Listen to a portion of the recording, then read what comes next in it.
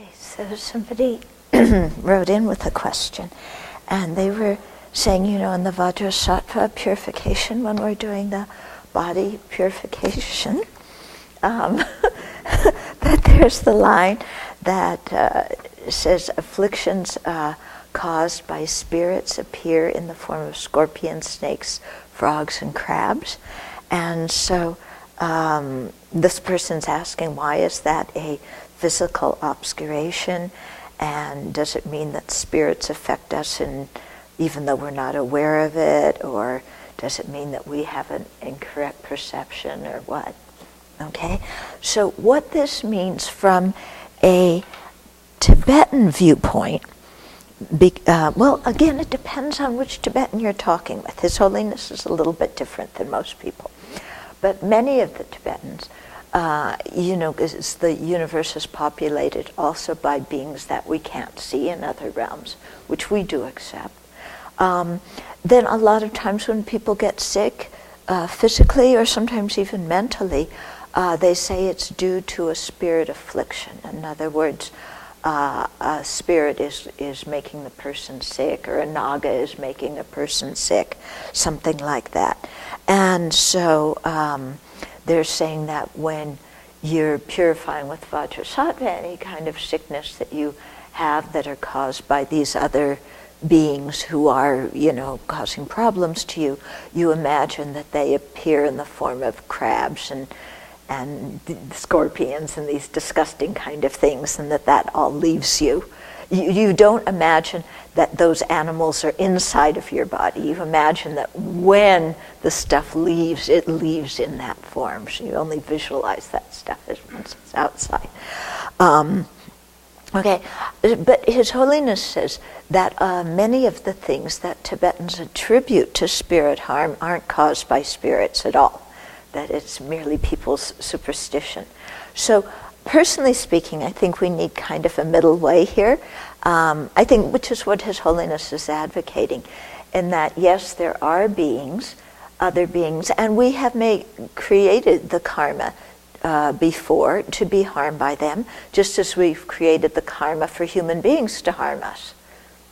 It's not really any different, spirit harming you or person harming you. It all boils down to we harmed others in the past through our self-centeredness, and so harm is coming back to us. Yeah. So I think, yes, that's true. Is it true to the extent that many people think it is? In other words, that all these things are spirit harm and so on? No, I don't think so. I think, like His Holiness says, that many things that people attribute to spirits are not really due to spirits. They're due to, just your regular old karma that you created to get sick. Yeah.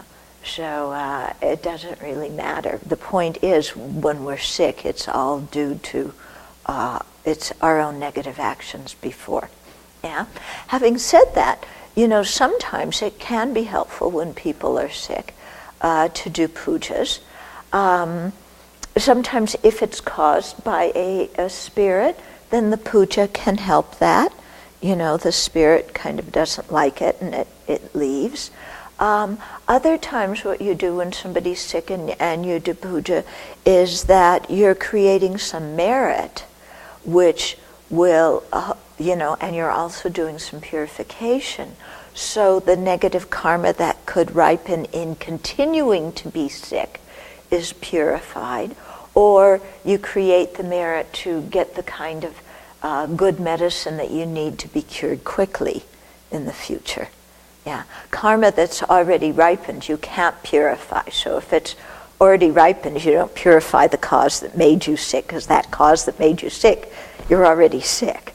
Okay, but you're purifying in the future for it to continue, or so that it doesn't continue, or so that you get the medicine you need.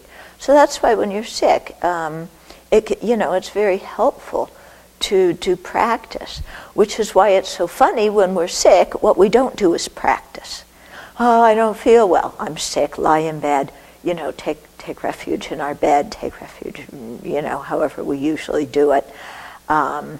But, when we're sick, that's the time when we really should practice, because the sickness is caused by karma. And if we can purify that karma, if we could create some merit, and especially if we can change our whole mind, our whole way of viewing sickness, then we can really stop creating the cause for sickness in the future. Okay, so for example, you don't feel well, then you get mad because you don't feel well. Yeah? Then what's happening? Are you creating the cause for good health, or are you creating the cause for bad health when you're angry? Okay, so, we really should consider when we don't feel well. Even you're sick, you're lying on your bed, that whole time I had hepatitis, in India, just lying there, you can still read a Dharma book, you can still say mantra, you can still visualize Chenrezig or Vajrasattva on your head and light and nectar pouring through you. There's no law against that. And so it's very helpful, and that way you're working karmically with your illness, and you're also working psychologically with it too, because even you're lying there, when you think of the light and nectar flowing through you, just psychologically you feel so much better, rather than if you sit there and ruminate of, oh, I'm sure this is like horrible disease and I'm going to die soon, when it's just your little toe.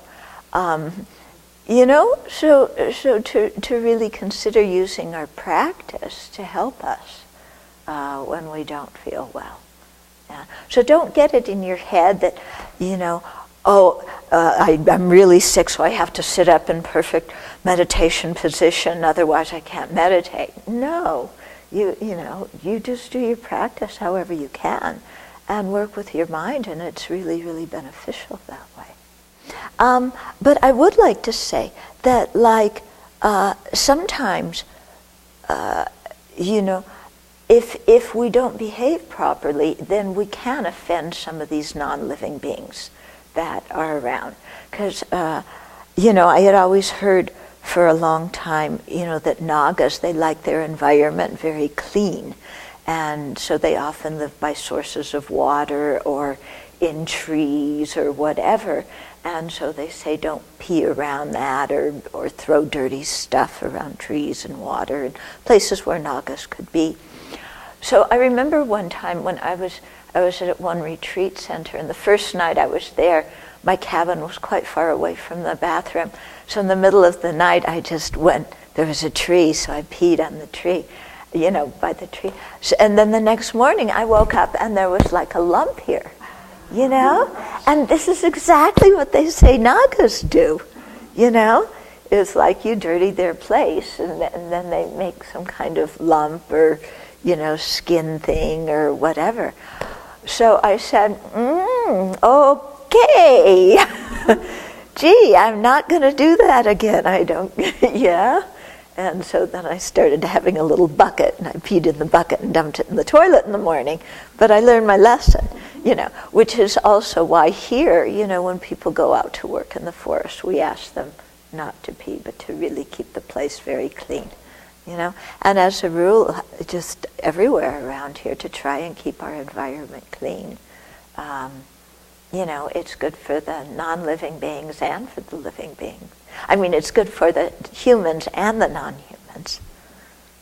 So, okay.